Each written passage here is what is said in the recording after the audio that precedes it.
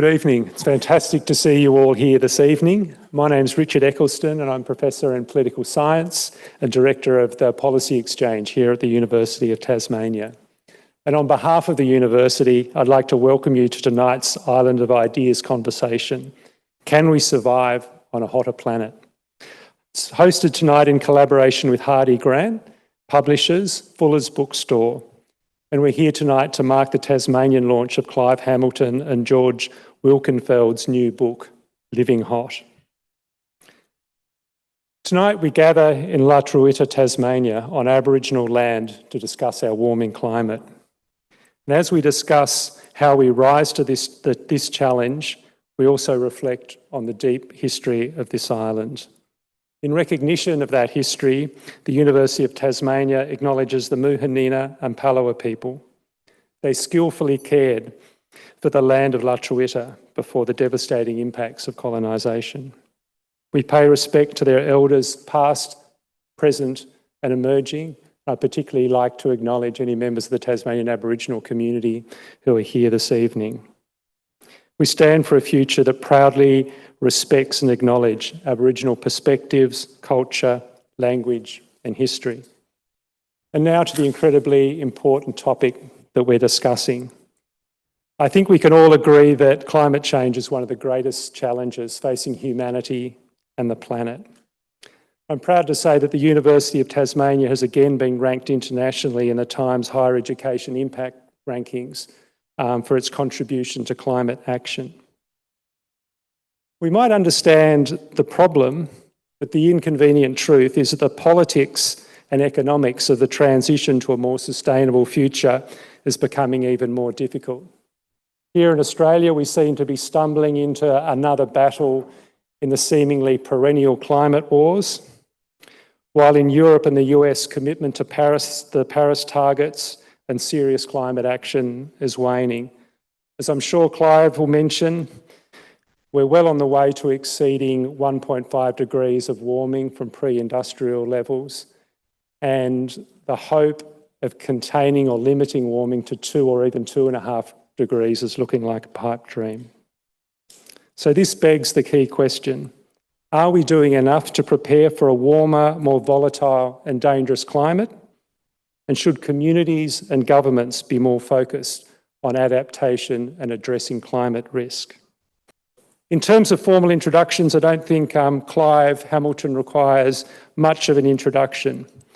I saw where he's recently, and I think appropriately, been described as a living legend of Australian politics and public debate, having made principled and often provocative contributions and written numerous books on a wide range of topics, from climate to sustainability, to the inequities and environmental impacts of market capitalism, to foreign interference and the need for integrity and ethics in political and public life.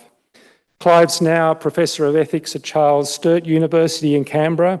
He's held visiting academic positions at the University of Oxford, Yale and Sciences Po. His articles have appeared in the New York Times, Times Higher Education Supplement, the Scientific American, among other outlets. So please provide a very warm midwinter's Hobart welcome for author, provocateur and tonight's visiting speaker, Professor Clive Hamilton. Clive. Thank you, Richard, for that kind introduction. And thank you also to Fuller's Bookshop and especially the University of Tasmania for hosting this event and the fabulous organising effort of Sarah Golden in particular. Can we learn to live well on a warming planet? What must we do to give our children the best chance of surviving and perhaps even thriving as the century unfolds? In our book, Living Hot, George Wilkenfeld and I argue that when we reframe our climate predicament in this simple way, it upends the way we think about climate change. Instead of dreaming of technological rescue or living in a permanent state of dread, we begin to imagine and plan ways to make the best of a bad situation. Despite studies showing that it's still possible in principle to limit warming to a manageable level, the world shows no signs of decarbonising fast enough. Today, any progress in the rich world is more than outweighed by the continuing rise in fossil fuel emissions in China, India, and other nations of the global south. Scores of new coal-fired power plants, each with a working life of 50 years or more, are being built. In China, 2 new ones are commissioned every week. Those who understand the dangers of climate change wish that fossil fuel corporations would disappear tomorrow, taking their stranded assets with them. But the big companies themselves expect to be around for a long time and are investing accordingly. In short, it's hard to imagine global emissions reaching a peak soon enough and thereafter falling steeply enough to prevent the Earth becoming at least 2.5 degrees and quite possibly 3.5 degrees warmer than it was before the Industrial Revolution. Australia is powerless to stop these global trends. Decisions determining whether the world reaches net zero sooner or later will be made not in Canberra, but in Delhi, Moscow, Washington, Brussels, and above all in Beijing. Australia accounts for under 1% of the world's emissions, so our efforts will barely be noticed by the global climate. If we include emissions from our fossil fuel exports, Australia accounts for about 3% of global emissions. If we rapidly phased out their export on moral grounds, which George and I would certainly support, it would not make a noticeable difference to global emissions because, in truth, Japan and South Korea, our major purchasers of coal, would buy their coal from elsewhere, perhaps Indonesia.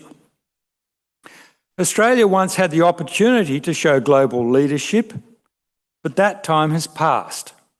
Even if we could inspire the rest of the world to reduce carbon emissions more quickly, elevated levels of carbon dioxide already in the atmosphere, up from 270 parts per million before the Industrial Revolution to 420 parts per million today, they will keep global temperatures high for centuries. Slow processes like melting ice masses, thawing tundra, and rising sea levels are in effect irreversible once they begin, and there are signs that some tipping points may already have been crossed. Common sense tells us that this is the future Australia must prepare for. The climate we're familiar with, the one that shaped the way we live and work in cities, towns, and the bush, that will be transformed in the next decades into a climate more alien, chaotic, and dangerous. Australians, of course, have always lived with heat, fire, flood, and drought. But climate change is multiplying and supercharging extreme weather events to the point where they are overwhelming our accustomed ways of coping. And yet debate in Australia over climate policy is built on an implicit belief that what we do in this country to reduce our emissions can change the climate Australians will be living through in 50 or 100 years' time. The Labor government's climate policy, for instance, is promoted on its website as a plan to secure our nation's future, as if what we do here can change the global climate and so secure our nation's future. As long-term participants in the climate change debate, George and I have been impressed by the tenacity of wishful thinking and the commitment by so many to implausible solutions belied by the facts. The seemingly indestructible faith in carbon capture and storage is the most striking example. And to this has been added new articles of faith, radical decarbonisation schemes such as Ross Garnaut's renewable energy superpower, Alan Finkel's electrostate, and Saul Griffith's vision to electrify everything. Garnaut's idea of turning Australia into a renewable energy superpower has been taken up enthusiastically by the federal government. It was almost the centrepiece of the last budget. Many have been dazzled by these schemes with their promise of a golden green future for Australia. If only it were true. Regrettably, as we argue in Living Hot, they each turn out to be beyond what's feasible and plausible, certainly in the timeframes proposed. They're underpinned by what we call the fallacy of false cause. That is, they're presented as plans that will save Australia from a warming climate, even though they can't, despite Garnaut's preposterous claim that they could reduce global emissions by 8%. These electrify everything schemes would demand an implausible rate of expansion of renewable energy. Like the fabled magic pudding, expansion of solar and wind energy is expected not only to replace coal-fired power stations, but also to electrify our transport system, substitute for industrial and home use of natural gas, and produce enough green hydrogen to replace our fossil fuel exports either directly or embodied in green metals of various kinds. Let's look at the numbers involved. Decarbonising electricity supply will require 4 times as much wind and solar output as we have now. Fair enough, quite doable. Replacing natural gas and petroleum use with clean electricity would need an additional 8 times as much, meaning the domestic clean energy transition will see construction of 12 times as many wind and solar farms as we have now, which in my view over sufficient time is conceivable. If we also replace our fossil fuel exports with green hydrogen, we'll need to build 100 times as many solar and wind farms as we have now.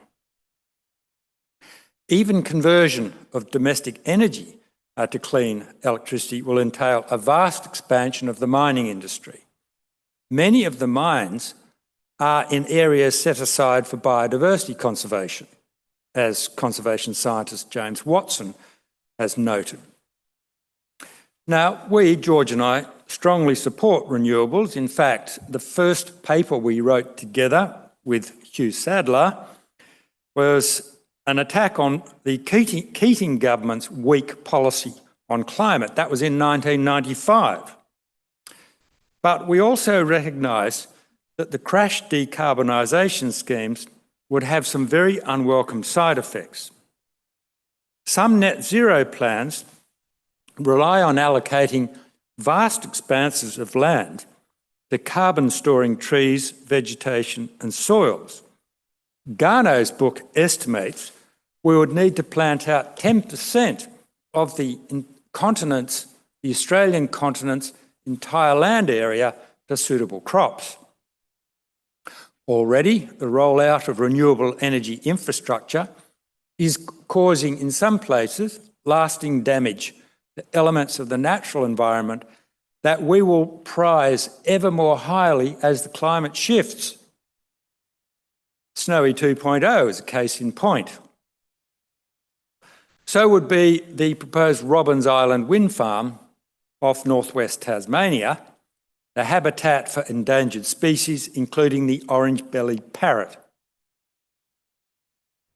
So we've concluded in our book that if protecting our increasingly precious landscapes, seascapes and ecosystems means prohibiting certain renewable energy proposals and therefore a slower rollout of renewables and a greater use of natural gas, then so be it.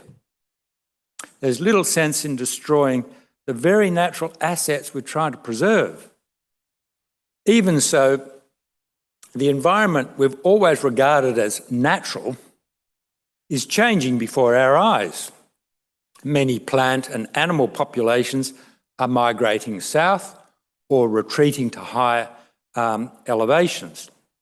Often, their progress is blocked by barriers created by humans. Roads, ports, urban agglomerations, plantations, wheat fields, and so on. And experts are now trying to work out which species will survive in each area as the climate warms. You might want to consult the website Which Plant Where, which will tell you, among other things, which plants you should be putting in your garden so that they can survive in 20 or 30 years' time. Street trees are a particular problem. So this creates some serious dilemma. Should we be translocating native species to areas that they've never colonised? To Tasmania, for example. What if the only way to survive, to keep alive an endangered species on the mainland is to translocate it to Tasmania, where it has never existed? This is not an easy question to answer. What does it all mean for the idea of biodiversity conservation? Traditional conservation biology has been described as an Edenic science, one built on a restoration nostalgia for a world no longer possible. And there are real concerns about how the rollout of solar and wind farms, along with the wires connecting them to the grid, are jeopardising the food security that Australians will need and value ever more highly as the world enters a long era of climatic transformation. The area of arable land is already shrinking due to climate change, and farm productivity is expected to decline. You probably know that some major Victorian wine growers have been buying up land and establishing vineyards in Tasmania because they can no longer grow cool climate wines on the mainland. If cutting Australia's emissions can have no appreciable effect on global heating, should we just go for broke with fossil fuels? Well, of course not. There are good reasons for Australia to continue to cut emissions. Firstly, it's the right thing to do. If Australia made little effort, as was the case for many years, we would be free-riding on other nations. Benefiting from their efforts without doing our fair share is just wrong. It's also in our economic interests because without rapid adoption of clean energy technology, our industries would quickly become outdated. Manufactured exports with high embodied carbon will face import penalties in some markets, notably the European Union. And the renewables-based, less centralised energy system being developed now has the potential to be more resilient during natural disasters, providing we design it in the right way. While we should continue to cut our emissions rapidly, the conflict with nature and food security could be substantially reduced if we slowed economic growth and sharply reduced our demand for energy with much tighter energy efficiency standards for buildings, appliances and vehicles. They would make it easier to decarbonise while protecting natural values and food security. Calling for slower economic growth to save the planet might seem quixotic because it challenges capitalism as such. As Frederick Jameson once remarked, it's easier to imagine the end of the world than the end of capitalism. But cutting energy demand by 20 or 30% is quite feasible. Our concern is that the public is being lulled into a false sense that enough is being done to make a difference to our future climate. And that is preventing us from coming to grips with the one thing that really could secure our nation's future: implementing a far-reaching national program to prepare Australia for life in a hotter climate. Yet public debate over how we should be preparing for a more punishing climate is barely on the radar. In July 2023, the CEOs of peak bodies in the planning, building and insurance industries called on state governments to change their land use planning to ensure no new homes are built without regard for flood risk. In light of everything we know and have known for a long time, it's scarcely believable that in 2023, industry leaders should feel the need to issue such an appeal, don't build on floodplains. In April this year, the Hawkesbury River flooded for the 7th time in 4 years, badly affecting farmers and homeowners on the lowlands, some of whom can no longer obtain insurance. One farmer phoned the mayor distraught because he lost his corn crop worth $150,000. The mayor of Hawkesbury Council describes the area as one of the most dangerous floodplains in the country. She's lobbying for the raising of the Warragamba Dam so people can continue living on the floodplain. Raising the dam would flood 6,000 hectares of ecologically sensitive World Heritage Area, inundate a trove of Indigenous cultural sites and encourage more building on the floodplain. We white settlers are slow learners. In 1817, an exasperated Governor Lachlan Macquarie wrote to the Colonial Secretary in London about farmers building houses on the floodplains of the Hawkesbury-Nepean River system, rather than residing in the nearby towns of Richmond, Windsor and others built on higher ground. Noting, wrote Lachlan Macquarie, the recent awful visitation of the floods in February, Macquarie felt extremely displeased and indignant at their infatuated obstinacy in persisting to continue to reside with their families, flocks, herds and grain on those spots subject to the floods and from whence they have often had their prosperity swept away. Now even Governor Macquarie's safe havens of Richmond and Windsor are often flooded. When the town of Grantham in Queensland was devastated by a flood in 2011, within days the mayor, Steve Jones, promised to shift the town onto a nearby hill and that work would begin within 12 months. It was a crazy promise that would require a superhuman effort and the cooperation of local, state and federal governments. Even so, orchestrated by a savvy and determined mayor, it worked. And 2 years later, Grantham residents sitting high and dry watched the next flood wash through the old town. Decisive leadership was the key. The Queensland and federal governments were persuaded by the mayor to provide the $18 million needed for the land swap and infrastructure costs, an amount saved several times over when the next flood came. This time, there was no army, no helicopters, no Red Cross, no waste disposal, which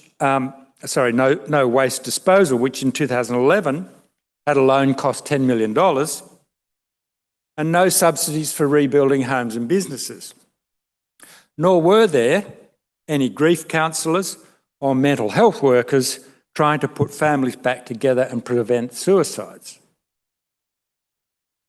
There were precedents in Australia.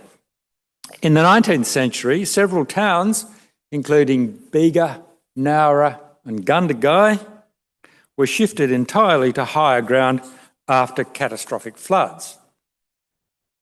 Gundagai settlers were told by local Indigenous people it really isn't a good idea to build your town there, but of course they knew best. And there were stories of a couple of Indigenous blokes who paddled out in a bark canoe to rescue white settlers from their rooftops. Responding to disaster is hard enough. Preparing for expected disasters is a different kind of hard. On our coasts, we know seas are rising and storm surges are intensifying. In some areas, managed retreat makes more sense than waiting for a stampede after a disaster. The same goes for outback towns where heat and drought will make habitation too difficult and dangerous. And we call for the triaging of towns and settlements to assess the climate hazards they face now and into the future. Retreat and resettlement are ideas that have met stubborn resistance. Experts in New South Wales say that planned retreat is a dirty word in government. In 2009, Byron Bay Council's eminently sensible policy of planned retreat for at-risk properties were resisted by well-heeled and well-connected owners of houses fronting the picturesque Belongil Beach. They, the owners, took the council to court, and the council was forced to back down. It lost because it made the mistake of looking further into the future than its critics. A later council decided to attempt to hold back the tides and storm surges by building a rock wall the length of Belongil Beach, as well as a groin out to sea to trap the shifting sands. The climate will eventually defeat these efforts, but in the meantime, the well-heeled have found a way to socialise their losses by getting the public to cover the costs of the seawalls and so on. Making the nation resilient means transforming everything from where we live and the dwellings we live in to city planning, transport infrastructure, water management, farming, coastal management and biodiversity conservation, to mention the more obvious elements.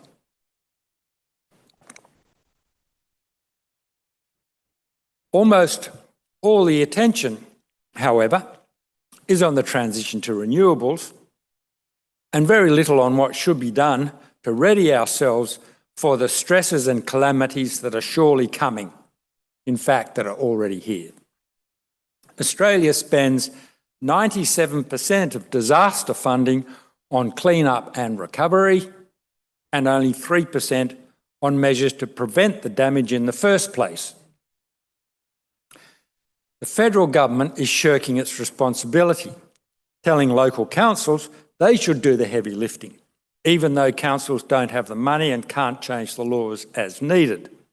As the saying goes amongst the aficionados in this area, the feds have the money, the states have the power, and local governments have the responsibility.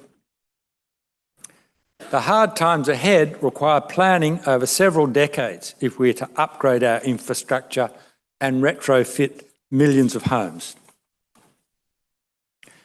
Despite the careful work over the years of a cohort of adaptation experts, as a society we've barely begun to think about what we must do. We're psychologically ill-prepared for the world we're moving into. Denial, comforting distractions, wishful thinking, and the dream of becoming an energy superpower are preventing us from doing what we must, building a resilient society that can cope with the storms ahead. Globally, we in Australia are in the best position to survive and perhaps even thrive in the new conditions we will certainly face in the decades to come. And we can begin now. We don't have to wait for any kind of technological breakthrough. If we carry on as we are, by the middle of the century, Australian society is likely to become so stressed that the cohesion of the nation will be at risk. Fairness demands that we act early. If we don't prepare together for life in an increasingly stressful climate, we know what will happen. The rich will spend up on their own protection, while the poor and vulnerable will be left to fend for themselves. Making ourselves ready for what we know is coming, and doing so in democratic and cooperative ways, is not only common sense, but an insurance policy for social justice in times of growing danger. A vital question for us in Australia is this: will global heating and the disturbances it will cause to natural systems and essential services overwhelm the adaptive capacities of our social and political systems? This is an unanswerable question today, but one thing is certain. If, as a number of historical studies show, poor leadership and institutional failure are characteristics of societal collapse under environmental pressure, then we can dramatically improve the adaptive capacity of Australian society with better leadership and more responsive institutions. So, we all worry about the world today's children will be living through. Consider heat waves.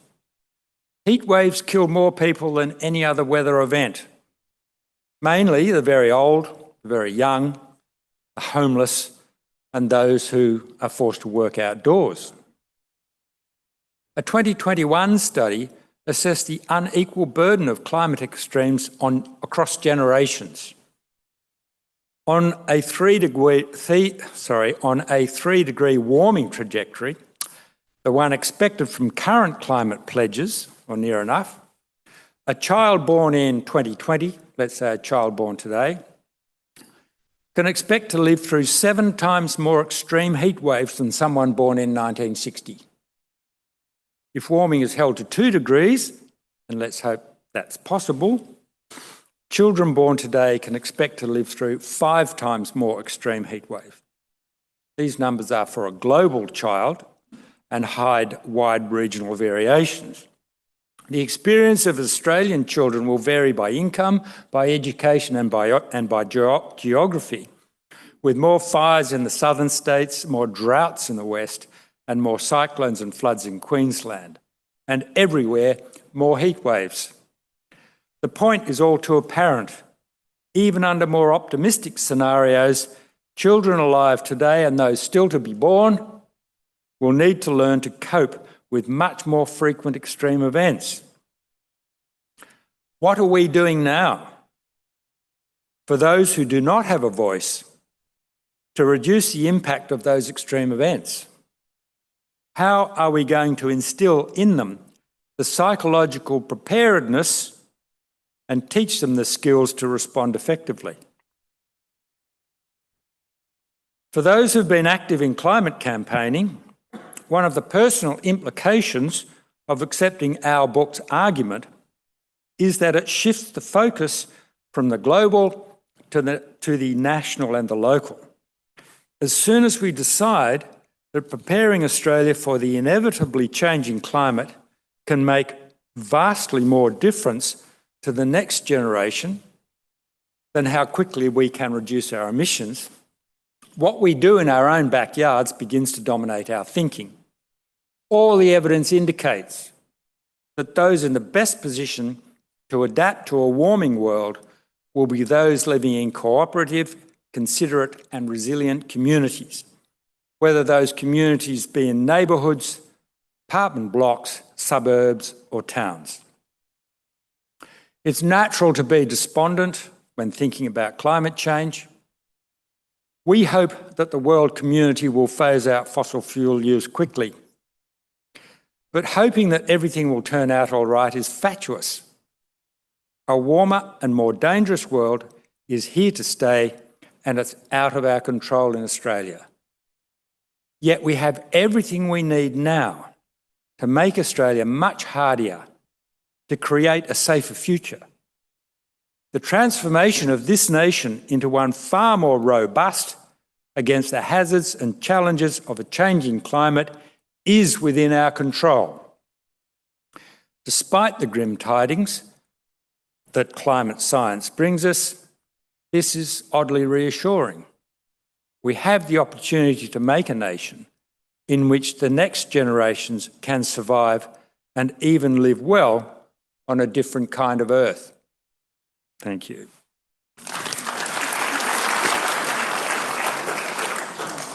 Thank you so much, Clive.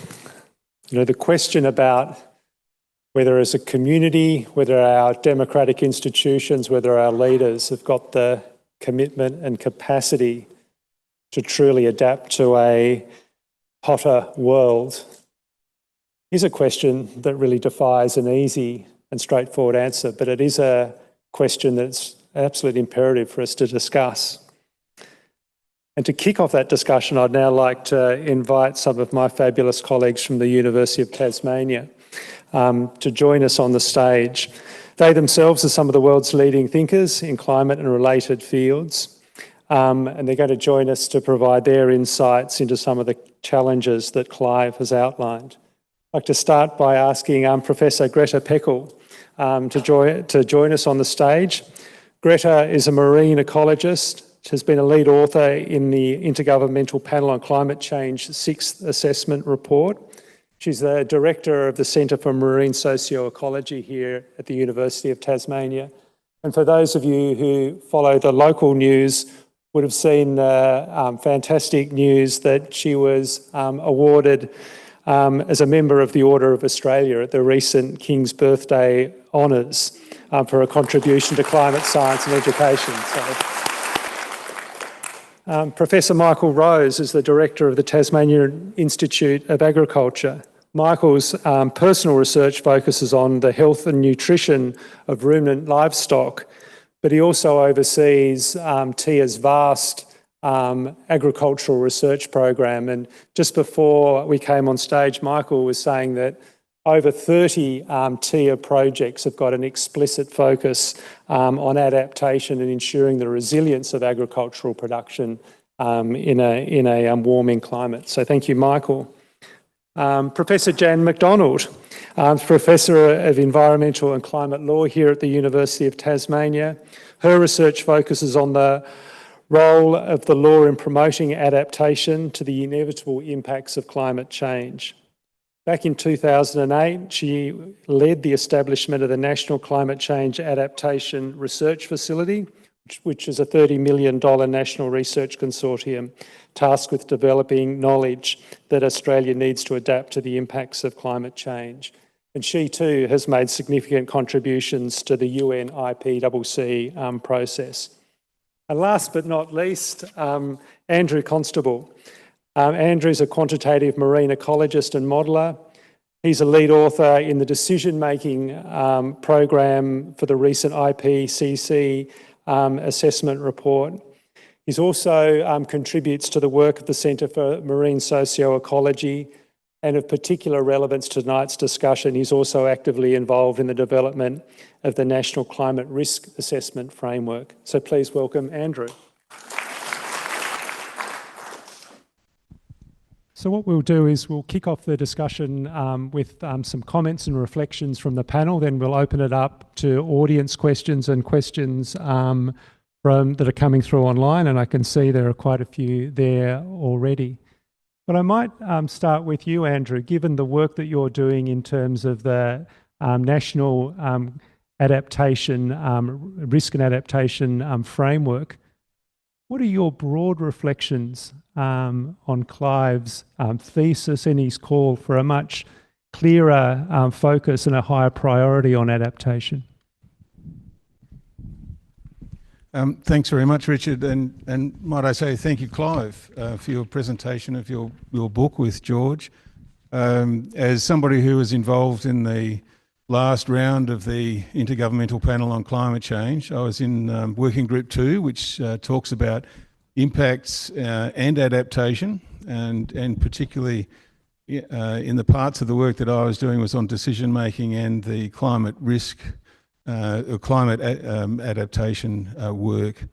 And I must say that in reading the book, it actually captures a lot of the things that we were discussing over the many years that we worked on that round of the assessment. It captures a lot of those issues in a very nicely put, easy to read book. So congratulations.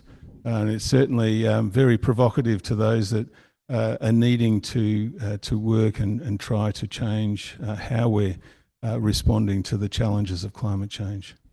In answer to your question, Richard, there's a couple of summary points really to pull out of this. Is that climate change is affecting us all. We can't escape it. climate change is inflationary. We see it in our insurance, the price of water. We see it when a cyclone hits and banana farms get destroyed and the price of bananas doubles. It's with us all the time now.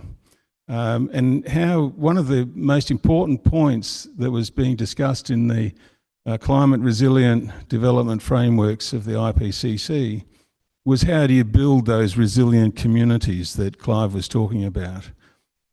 And that question, while we think about that as well, how might governments help us, it was very clear in the IPCC world that how you respond as communities working with each other at an individual level is the most important part. And there are many lessons about the importance of that coming out of Africa. It's very exposed to climate change in all sorts of ways that Clive was talking about. And there are great examples of how communities have worked together to become much more resilient. And the other aspect of that is then what support services might be provided by government to help with that resilience.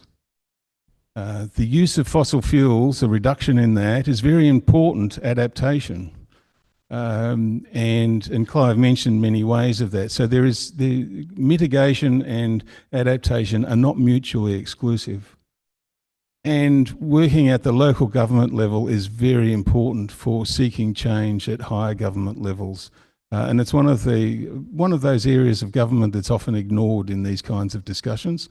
Not always, but certainly in the ways we might work as individuals to help adapt to climate change, working at local government levels is very important. Yeah, that's probably the most efficient way of doing it. Clive was talking about how climate change is forcing species and the range and distribution of species and indeed of people to move, so-called neo-nature. And I know you've done a lot of work in that field. I'd like to hear your reflections on the implications of these moving nature of ecosystem and human communities, how we should be adapting to those changes, and what does it mean for wildlife and nature conservation if the ecosystems are changing? Okay, thanks Richard, and thanks Clive. I've enjoyed your book very much as well, although challenged by some parts of it. Like there was a section of your book on optimism and hope, and how many scientific panels and discussions end with a session on that, and I'm very, very guilty of doing that in my centre, and probably will continue to do that. But on the question of shifting species, it's very true. So IPCC assessed that approximately 50% of the life on Earth has already shifted where it lives as a function of climate change. And those changes in distribution have, very wide and varied ramifications for natural systems and for the human systems that depend on them. So we have, very major changes in the structure and function of ecosystems. So although many species are already shifting where they live with climate, they're doing so at very different rates. So some species can shift very quickly and others can't shift at all. So we have lots of connections between species that are being broken. So, a species might feed on another one or might need a particular species for shelter, and that species disappears. And then new connections being formed. So species that are being forced to live together for the first time that have never encountered each other. So some very big changes to the structure and function of ecosystems themselves. But of course, there are many communities around the world that are very dependent upon the species around them for their livelihoods. A lot of coastal fishing communities, for example. There are many examples of culture that are already being severely impacted by these changes in distribution, and a local example here in Tasmania is the Marinere kelp shells that the Aboriginal women of Tasmania experience a lot of their connection to sea country through, and it's a cultural connection that's extremely important. And those Marinere kelp shells look like they are unfortunately declining because of climate change. And then implications for human health. So the question was around conservation, but there's many other aspects of changing distributions that affect other parts of society, changes in the distribution of disease vectors, for example. So malaria is a disease that we're expecting to shift because of mosquitoes shifting, and in Africa that means tens of millions of more people that will be exposed to these diseases for the first time, where their resistance is then lower because they haven't had prior exposure to these. And then there's implications for food security as well. We have many examples of pests that are changing distribution and having large implications on crops. And then even the climate system itself is actually impacted by these changes in distribution. And an example of that would be mangroves. Mangroves sequester a large amount of carbon from the atmosphere. As they are killed off by warming, that then changes the local climate feedbacks there as well. So many implications of shifting species. There's a lot that we can do to prepare for those changes and to adapt. Monitoring is one of those. It seems like an inadequate solution in many ways, and it's not really a solution, but it's part of helping us prepare. So the better understanding that we have of how our systems are changing, the more thorough that information is, the better we can prepare, the better we can model in advance what these changes in distribution might be. We need that advance warning so that we can have some serious discussions around what we value, what we want to try and save, where we need to intervene with active interventions rather than just responding and preparing.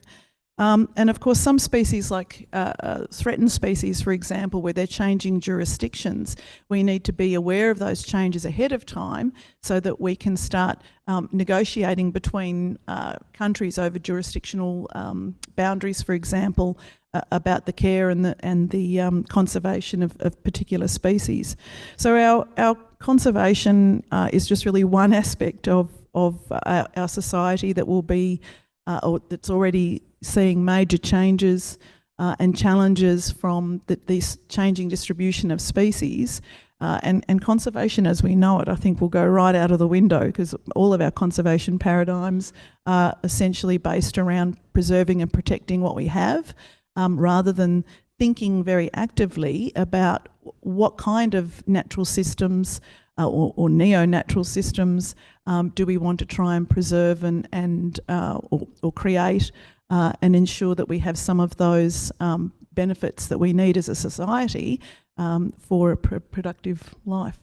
Thanks, Greta. I might go to you, Michael. I mean, we talked about the broad agricultural research designed to improve the resilience and sustainability of agricultural production. But I'm interested in your broad reflections on Clive's book and thesis. And I guess the big question is, do you think our agricultural systems are prepared for a hotter world? I rarely come across a climate change denier these days, but I do wonder the extent to which the penny's dropped of the extent of the change and the frequency of the challenges that we're going to face. I don't think the penny has dropped in the agricultural community and in society more widely. I read Clive's book, or Clive and his partner's book, over the weekend, and at the end of reading the book, I was persuaded by the thesis therein. I have a bit of a quibble around the edges. If I was a Commonwealth politician, then I probably want to draw your attention to the Future Drought Fund and $100 million a year being spent on that. And that is very largely directed towards resilience. And I suspect that if we had a Commonwealth politician in the room, then they would want to draw our attention to that.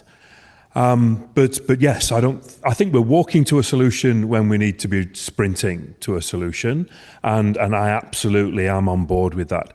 In preparation for tonight, I had a look at TIA, Tasmanian Institute of Agriculture. We've got a $42 million portfolio of research. There's 170 projects within that. And I actually started writing a list of the ones that deliver to climate change resilience within agriculture rather than abating greenhouse gases. And I got fed up because, well, not nearly everyone, but an awful lot of them were delivering to climate change resilience. And so I got fed up of writing them. That everything from creating tolerance to heat tolerance, to waterlogging tolerance, to modelling climate change and the effect of that on biosecurity, and so it goes on. A lot of research is going on, but yes, I'm of the view that we're walking to a solution and not sprinting. A quick follow-up. One of, I think, Clive's really pertinent observation is that we're always desperate for technological solutions, so that we don't need to radically change the way that we live or the way that we consume, and hopefully there's even a buck in it, for industry as well. Is that the challenge in agriculture? Is it about just thinking about new techniques, whether it's irrigation or breeding, to continue using the land in the way that we are currently, or do we need to fundamentally think about what we're producing and where we're producing it? I've been reflecting on this. I've been reflecting on the money that is spent, public money that is spent on creating resilience in agriculture. And there are an awful lot of initiatives, and some of those initiatives are treading on each other's toes. And I would like, I think as a first step, and I think this is the early low-hanging fruit, is to create more integration of those in order that they're all aligned and they really are driving. A lot of the solutions we're working towards, and some of the solutions we already have, and that adoption by farmers is also a key challenge as well, and I think a lot of effort needs to go into that, much more so than we're doing at the moment, and that feeds back to what I was saying about the penny dropping, about climate change and the challenges that we are facing. Thanks, Michael. Jan, you've done so much work in climate law with a focus on adaptation over a long period of time. I noticed that some of your more recent work's taken a moral leap or a pivot, and almost moving beyond these traditional categorisations around adaptation and mitigation. Do you mind sharing some of your thinking and research in that area? Thanks, Richard. Yeah, and thanks very much, Clive, for a very provocative book. I really enjoyed reading it.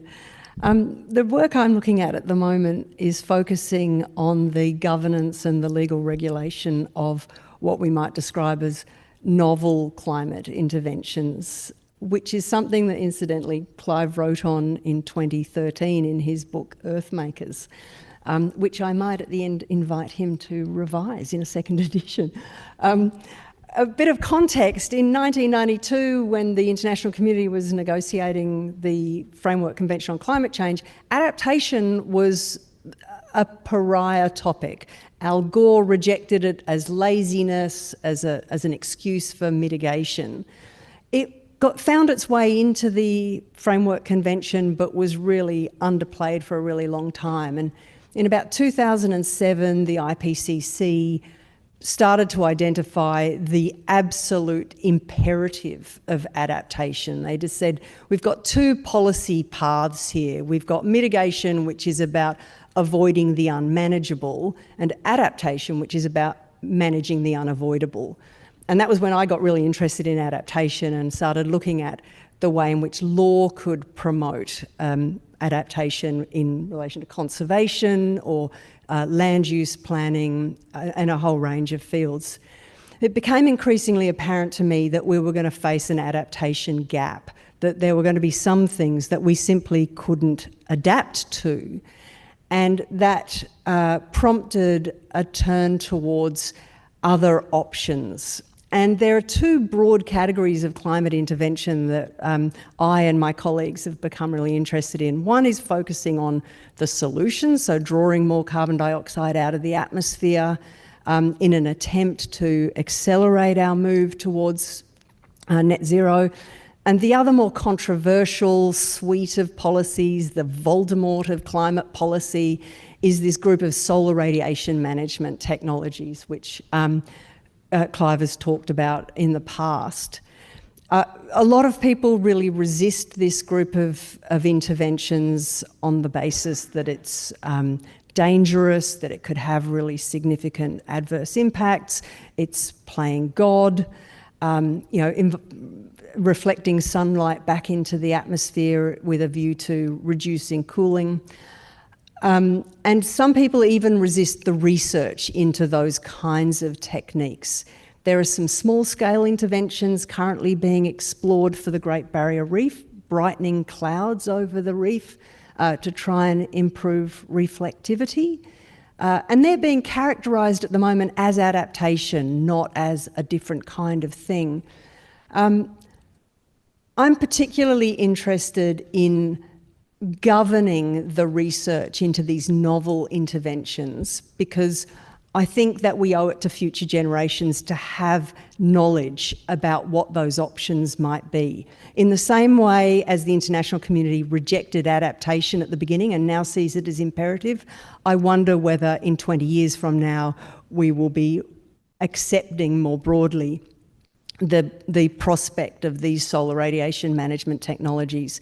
But we need to know what the risks are, we need to know where the benefits and the risks will be distributed around the planet, and we can't do that without the research. So my interest and the interest of my colleagues working on this topic in recent years has been on how we govern responsible research so that we don't let the genie out of the bottle before we know what the risks are, but we still allow ourselves to find out whether it's even an option we should be considering. Thanks, Jan. There are a whole range of really challenging trade-offs, aren't there? On one level, we don't want to wait and be seduced by, some technological solution over the horizon, but at the same time, we can't rule them out completely. And that's where we need to, and this is probably naively optimistic, have a mature and informed discussion around that. I am naively optimistic in case that doesn't come through. I think a final question, perhaps for Greta or the broader panel before we open it up to a broader discussion, comes around the psychology of climate change and climate impacts. I think Clive's point about being seduced by the psychology of false hope was a really powerful observation. But also at the same time, there is the real risk of creating risk, despair, and helplessness, which may not be a very positive outcome in terms of broader well-being, but also for motivating action. And I was just wondering about perhaps, Greta, your comments on that or the rest of the panel, and particularly as some of you may be aware, Greta and her team have been instrumental in terms of establishing the Curious Climate program over a number of years, which is really outreach between climate scientists into schools, including quite young children and students. So you've had a lot of involvement with young people around climate issues. Yeah, thanks, Richard. I was going to explain why a marine ecologist would be answering a question on climate psychology, but in the Centre for Marine Socioecology, we're trying to collaborate with psychologists and many other disciplines to try and address these problems in a really holistic way. The Curious Climate Schools programs led by Chloe Lucas from Geography and Spatial Sciences, along with a very broad interdisciplinary team of lots of people that are trying to directly address the answers that Tasmanian school kids have about climate change. And it's a very time-intensive project and one that operates largely off the sides of many of our desks, although it's pleasingly got some nice support from the University of Tasmania. But we invest in that project fairly heavily because we all felt very strongly about providing answers to young people that are going to be left with these problems. It really breaks my heart to think that we are knowingly, willingly leaving the next generation with these problems, and I think we will be faced by a tsunami of very angry young people. And we will also have a workforce, people like myself, ecologists, or people in the health area, or people responding to extreme events. Lots of people in the public working on climate change that will be faced with climate distress in one format or another. And whilst I, acknowledge Clive's comments in the book around optimism that has no basis, I think we do need to actively work to create hope and optimism, and I think that can come in many different forms. And I note that the last sentence in your book starts with "we hope that." So I think hope is universal. We need to cultivate that in whatever way that we can. In terms of fostering intergenerational equity, was that part of this question? Or it does. It's in there. Will it be there for the second edition? Yeah. So. But we don't hope that the world will solve the climate problem. No. We hope that people will take the ideas in this book seriously, which I think is a perfectly realistic hope. Yeah. And I've written 5 or 6 books on climate change over the years, and in a way, when I look back on them, they're really all about psychology. They're all about how frail we are as human beings in confronting a situation like this. And we have a range of, Andrew, was it you who said, no, Michael, that you rarely meet climate deniers. You clearly don't read The Australian anymore. Or note that climate denial now takes a different form, one that glows in the dark. So it's just morphed into something, a bit cleverer than saying, the scientists are all lying and they're in cahoots with, George Soros or whoever. But there are so many ways we deceive ourselves, from outright denial to wishful thinking, which is really what this book is directed against. New forms of wishful thinking, and of which nuclear is now the very latest in Australia. But the more common one is psychological impact, is, as you mentioned, Greta, despair. And so many young people are truly despairing. And you know what? That's because they know what's happening. Not because, they've got a problem or they can't deal with life. It's because they read the paper and they say, well, this is what the scientists are saying. Who wouldn't despair?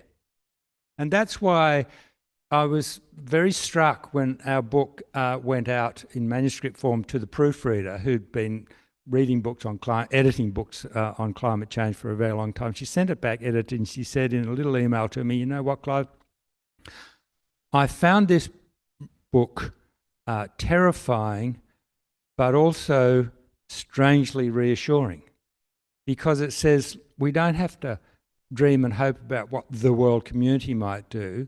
We can actually do things in our own backyards, in our communities. We can roll our sleeves up.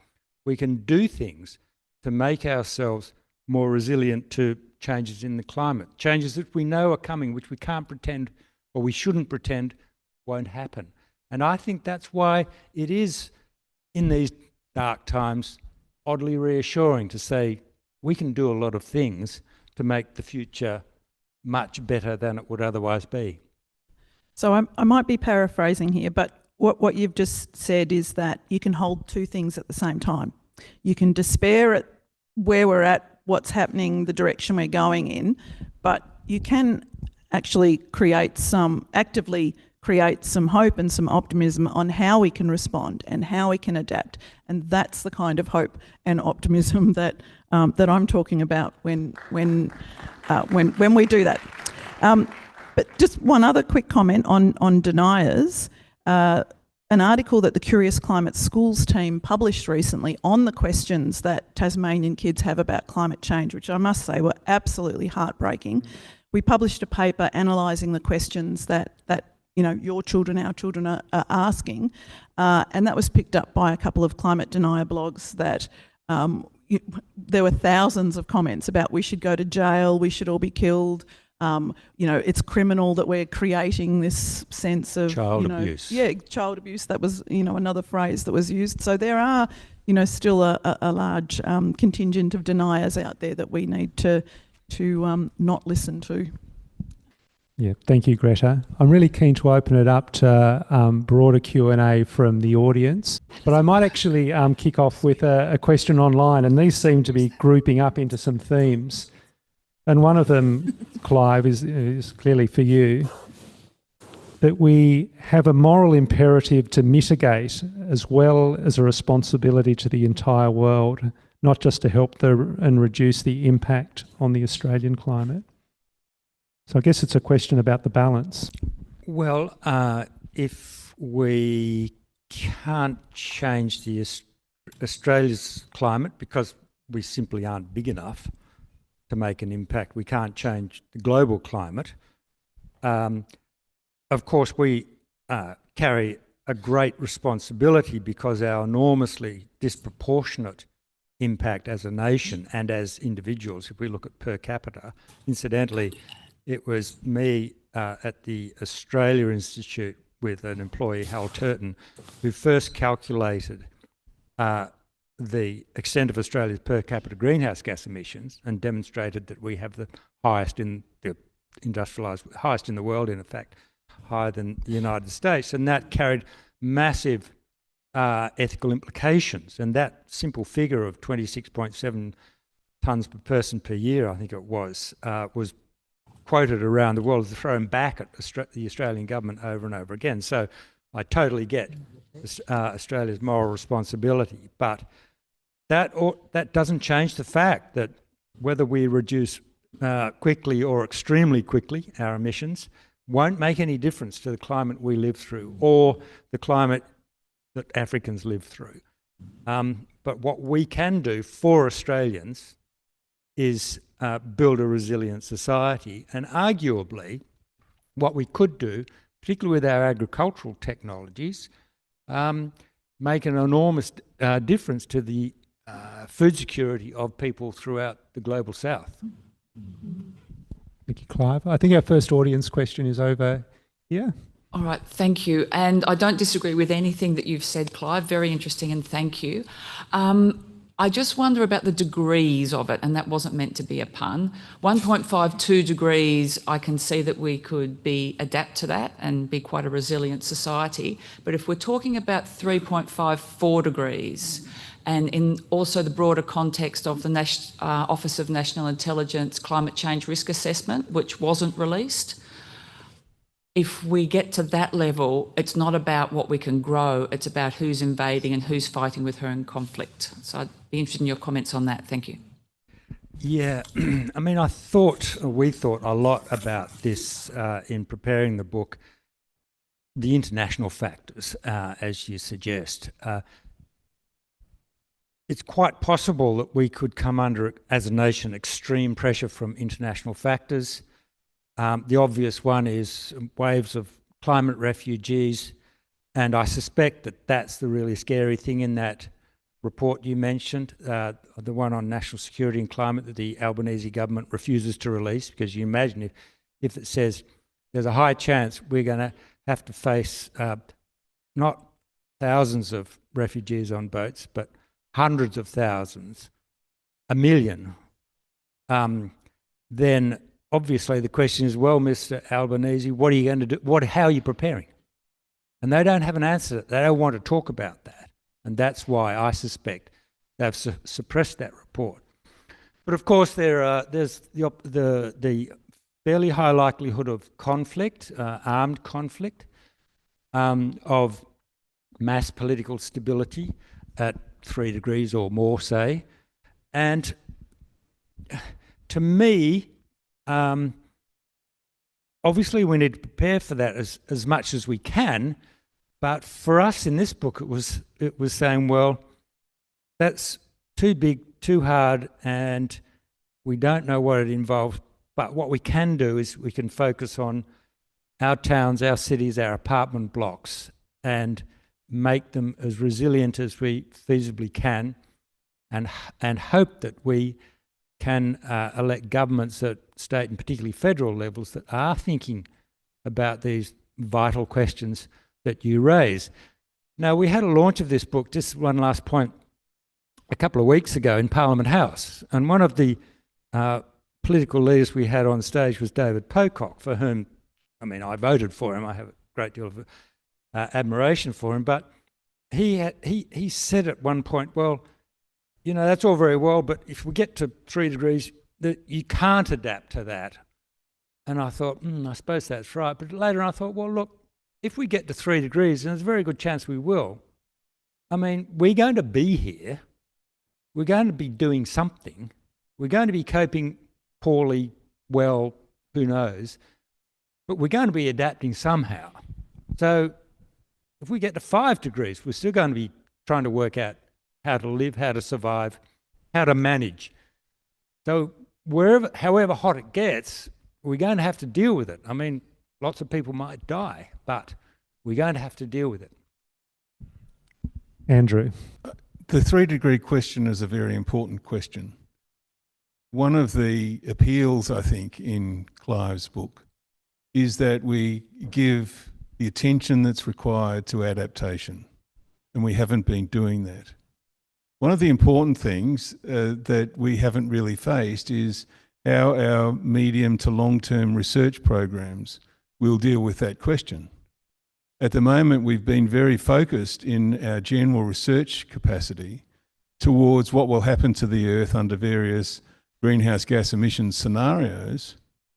And that's for the IPCC, that's Working Group 1, and they've well-established processes and requirements. But the funding required to support impact assessments, long-term shifts in sociological systems, ecological systems and so on, that's very poorly funded. And in response to what Clive is appealing for, funding in those research areas needs to be well weighted so as we can start to address these requirements in the future. Thanks, Andrew. A few, and going back to the online questions, there are quite a few around housing and planning and climate adaptation. And a common theme is that we're talking about intergenerational equity, and that's central to the climate debate, but it's also central to the housing debate. And this concern that amid a housing crisis, there's even more pressure to build as many homes as economically as possible. So the fact that we're perhaps not building climate resilient homes. And then a specific question from a town planner in rural Tasmania saying that when they make the case about the suitability of a particular development from a climate perspective, they get written off as being anti-development. And they're a request. What are your tips and strategies for perhaps trying to balance the need for additional housing, but also building for the long term? Now, we thought a lot about this, and in the end, most of the action is going to happen at local government level. But it can only happen really effectively with the support of state and federal governments. State governments giving adequate powers to local governments to plan in a way they need to, and federal government providing the funding. Now, as for, there are a lot of very good people in local government, people who work in local government, but also some councillors who get it and understand the kind of danger and risk that residents in those local government areas are exposed to and will be exposed to even more severely.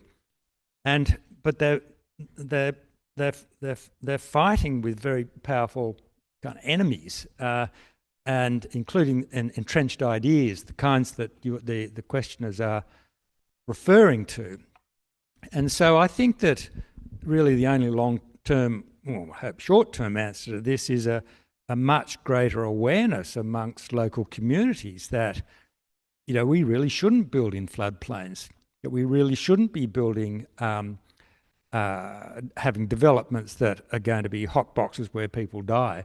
I mean, one of the things that freaks out health experts in the climate area most of all is having an extreme heat wave, say over 40 degrees for a week, which happens, and then the grid goes down. We're so dependent on air conditioning nowadays that without it, that houses only function with it as livable spaces. And if the grid goes down in those circumstances, I mean, thousands and thousands of people will die because it can't be stopped. And this already happens in developing countries and has happened 2 or 3 times in Europe in the last 20 years because they don't have air conditioning in their apartments. So I think, in a way, to answer that question was why we wrote the book, to try to alert people to the possibility and the need for radical change in the way we think about where we live and how we live and the kinds of developments and the kinds of houses that are built. Now, the Housing Industry Association and building groups are some of those who most resist changes in the building code so that people can live in houses that are resilient against extreme events. And unfortunately, governments cave in to this pressure. Let me share my personal experience. I've rented in Tasmania ever since I came here, last 4.5 years. I've got a fancy title, I've got a great wage, and I have struggled to get a rental, which suggests that there is a housing crisis in Tasmania. There's a lack of housing. I've also lived in far colder climates than Tasmania, and I have never been as cold as I have been in Tasmania, ever. There is a real problem. There is a real problem of insulation, particularly in rental houses in Tasmania, and somebody needs to pull their finger out in order to resolve that.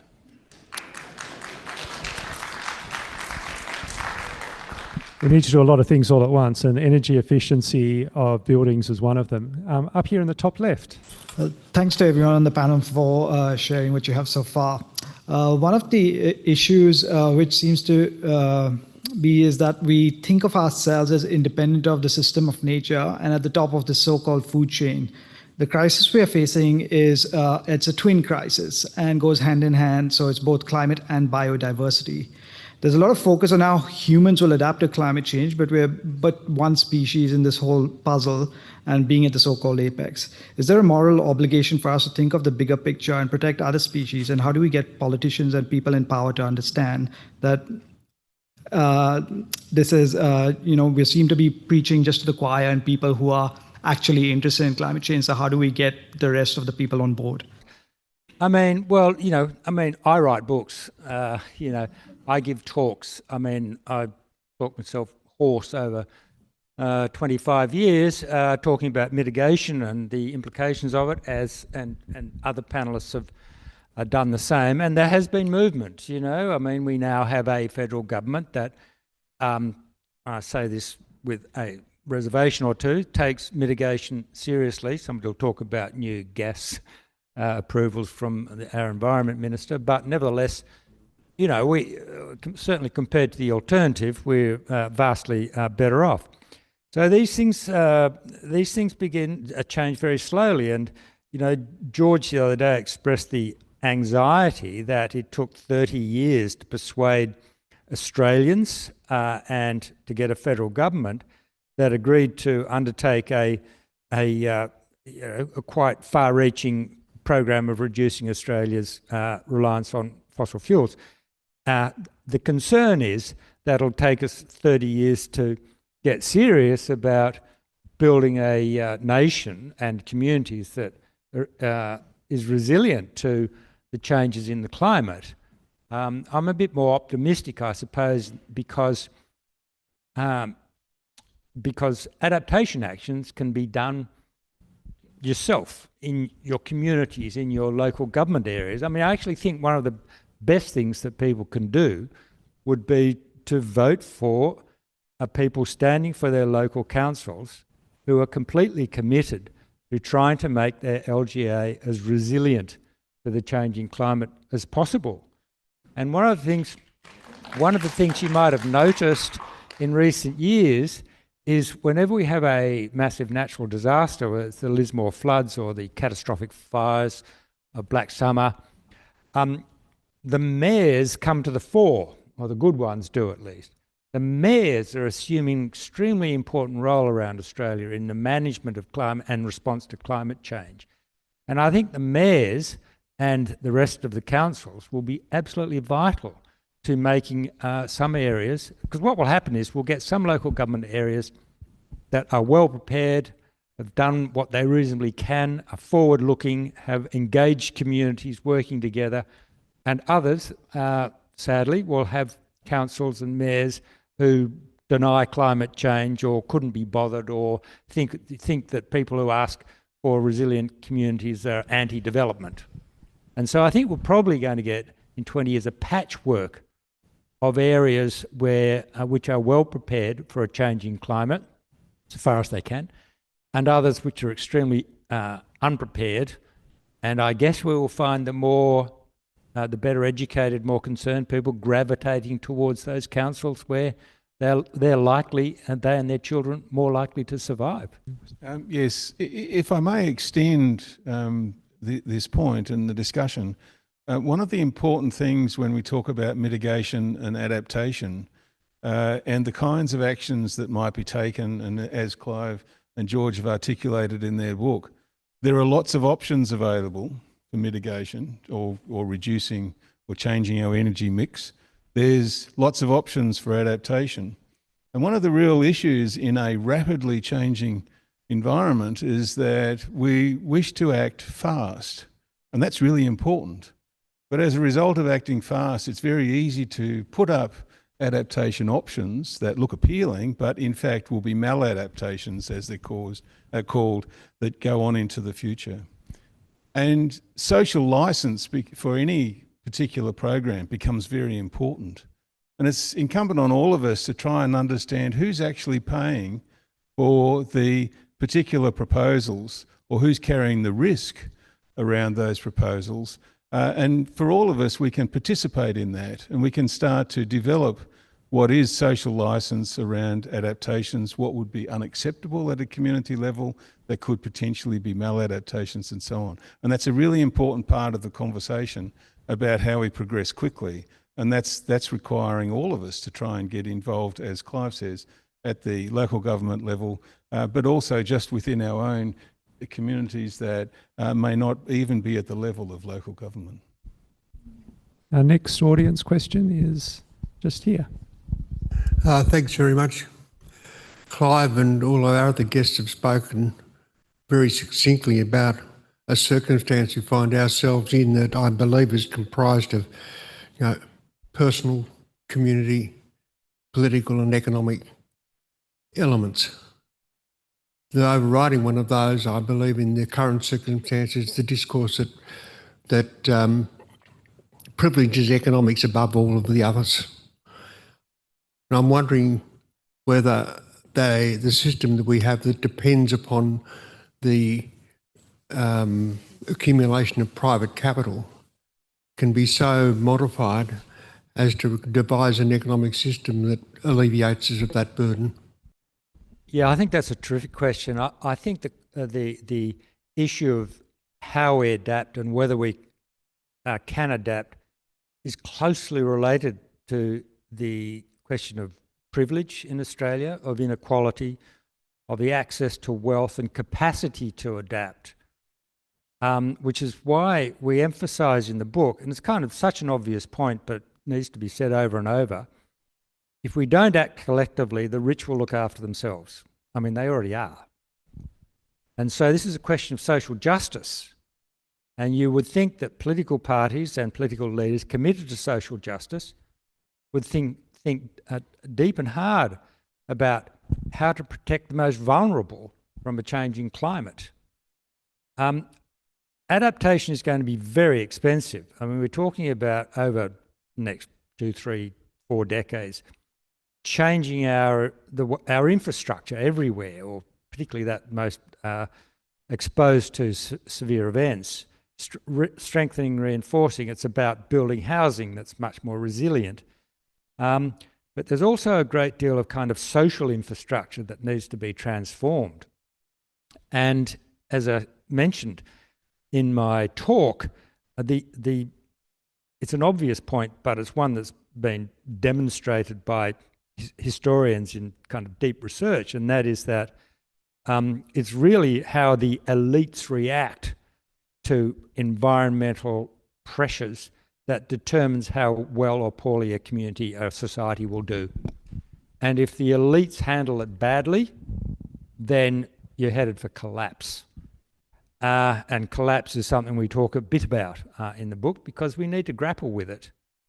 And so dealing with our elites is as citizens of a democracy is really vital to the way we, in the end, respond to adapting to climate change. So yeah, what you present is fundamental. It's not just an engineering question or one of agricultural research, vital as they are. It's really the kind of political and social environment in which these things take place that will determine success. On that issue of sort of privately owned business and companies, at the moment we have a situation where companies and businesses are privatising the profits and socialising the costs. But when you know better, you should do better. And we now know that pollution, carbon emissions, land clearing, all of those things are actual, real, tangible costs of making a profit off this planet and of running a business. And instead of a situation we have at the moment where we say, let's ask businesses to pay a carbon tax, we should be reframing that to, we now require them to pay their fair share and to pay for the full costs of their businesses. I mean, absolutely. There's a lot of talk about the circular economy and natural capital accounting, and that's important, but we need to make it real and credible and quickly. Lots of interesting questions from the audience and also online, but a particularly interesting one that's relevant to this argument about the kind of economic system. I mean, Clive's previously argued about the sustainability of market capitalism. I think we can all agree that we need to live differently and consume less and be more sustainable. The really interesting question here is asking the panel and Clive what they think this means for population and population policy. We've got ageing populations in the developed world, we're dependent on migration, we're talking about labour shortages. Do we also need to think that we need to start, we need to start planning for a stable population and, rather than politicians the world over of all political creeds trying to promote population growth? We can't grow forever. That means we will sooner or later have a stable population. Why not plan for it?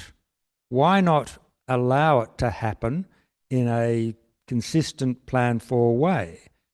We've got to get used to it. We've got to deal with it. But this idea that we can constantly defy the laws of demography by bringing in young immigrants, preferably the most talented immigrants from poorer countries, people that are desperately needed in those countries, is not a sustainable model. And so my view is that we should welcome an ageing population. There are all kinds of advantages if only we got used to the fact. But instead, we have government documents, the intergenerational report and so on and so forth, built on an endless growth model, which is fueled in large measure by an assumption and a bunch of policies to promote a younger population demographic. And so I just think this is, in the end, self-defeating. And I just want to make one last comment, which is relevant to this, but also in response to the previous question. The Commonwealth adaptation policy at the moment is based on a COAG agreement struck in 2012 between local, state and federal government, which essentially said that private individuals and businesses are best placed to manage their own climate risk. So it was privatising the dangers of climate change. And that same COAG agreement is still underpinning the new adaptation plan being developed in the Commonwealth Department of Climate Change for the Labor government. And so I think we urgently need a new Council of Australian Governments, which is based on the science of 2024 and no longer on the neoliberal nostrums of a previous era, which said private individuals should manage their own risks. One that really recognises the profound danger that Australia now faces, one that we can only face collectively unless it is the rich only who emerge from the crisis. Yes, Clive, you were just moving into another area that I'd be particularly interested in commenting on, but I want to go back to what Richard asked about population. One of the dilemmas about population is how you can have a discussion about population without levelling blame at large populations. It's a really important issue internationally that there's a lot of problems in the world that aren't actually related to population, but for some reason countries with large populations get blamed for their own circumstance. And we need to be able to separate that very clearly. And it comes back to what Clive was talking about before, that equity and justice, particularly in climate change and the problems we have with being resilient and so on, we have to recognise that where is the injustice in some of the decisions that we make, and how do we make sure that we try and avoid that? And that comes back to what Clive was starting to talk about, which is this idea of having a better integrated planning framework and actually confronting our challenges rather than simply reacting to the problems as they arise. And so all of these things are mixed together, and trying to provide a more formal mechanism for these discussions will be very helpful to be able to progress most quickly, particularly when we have 3 tiers of government with very different levels of responsibility. One final question from the audience. Thank you all for your contributions. It was really lovely. Clive, this isn't just to you, but to the panel, but I was really taken aback as a native New Orleanian, some of the parallels as an historian of risk and how those cross boundaries, and the story about a canoe and Indigenous person going and saving the people of the risks that they tried to warn against, but are also then having to combat in real time. Similar things happen in New Orleans, but I'm interested in how to build resilience at a social and population standpoint when there's so much distrust and discursive disinformation being spread out into the world. We have scientists, we have civic scientists, we have a whole body of professionals going out and trying to do good work, but then there's government distrust. And particularly as a resilient community, if you have immigrants who, I couldn't vote for the first 3 years that I lived here, how can I trust? Who do I trust? And why is that an issue? And when some of these real risks are going to come and face us in real time, who do we trust and why is there distrust, and how to mitigate against that? I really wish I could answer that question, but I'm afraid I can't. I just write books and hope people will, talk about them and consider what the future means, and start thinking about, well, how do we think about our children and our grandchildren in a changing climate? And it's, as I said, it's easy to despair. It's natural to despair. But if we start thinking about building local communities in ways that are more adaptive, then I think we can imagine a better future. And in a way, at that panel I mentioned at Parliament House, Michelle Grattan was one of the panellists, and she was making some very interesting comments on the way this discussion about adaptation kind of breaks the mold of the mitigation, the climate wars, let's say. And the curious thing was, Stan Grant was the moderator, and he asked one of the other panelists about, well, what do you think about nuclear power? And then she said something or other, and then one of the other panelists, got on his high horse and denounced nuclear power. And I thought, hang on, Stan, this is not about mitigation. See what happened? You see what just happened? We fell back into our old ways of arguing. Where we're comfortable, arguing about nuclear or 43% or wind farms. And I'm not dismissing those arguments, but we're starting to talk about something else. We're starting to talk about adapting to what we know is coming. And so I think that's one of the things we have to keep in mind, not to fall back into old patterns. There's no reason why a conservative, even perhaps a climate denier, might say, you know what, probably not a bad idea to prepare for the future. And as somebody commented somewhere, which I thought was a very useful phrase, preparation is not resignation. Thank you, Clive. A fantastic question. I think as a political scientist, it's clear that we need new models of politics that are authentic, that are grounded in communities, not the current institutions and practices that we have. As I cryptically mentioned before, a plug for an Island of Ideas forum here on Tuesday night, Democracy Done Differently. And that's with former Premier Lara Giddings, Saul Esler, Erin Cooper-Douglas, Charlie Burton from TASCOS, and my wonderful colleague Rob Hortle. So I'd commend that to all of you. We do have to wrap up. Tonight's forum's available now on YouTube and podcast through the Island of Ideas website. But please join me in thanking Michael, Jan, Peter and Greta, and particularly our guest, Clive Hamilton.